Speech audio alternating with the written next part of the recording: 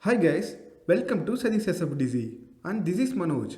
Agenda of this video is to learn about page layout editor and learning it through a demo in Salesforce.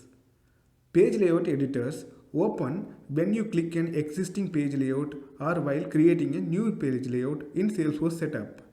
This is the place where we can customize the layout by using just drag and drop. Let's go to the demo. These are the page layouts of employee details object. Click non-HR layout.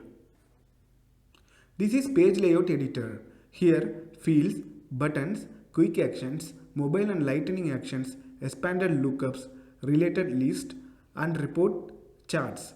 These things you need to know before using it in this editor.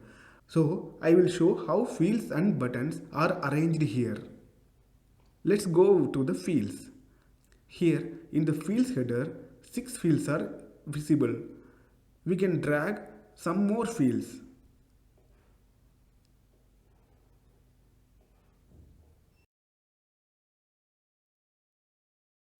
Here 4 more fields are added. You can rearrange these fields according to your wish. You can select one by one or you can select multiple fields at a time and drag and relocate anywhere you like.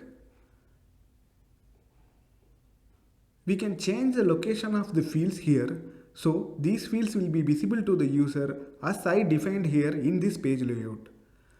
We can set read only and required in the page layout itself. But if that field is already read only or required at field level security, you cannot remove it in the page layout. Here, employee details name is a mandatory field, so we cannot change it. Similarly, employee ID is an auto number and it is also a read-only one. You cannot change it. After saving it, go to the user record. After saving the page layout, I will show you how this record is visible in the user record.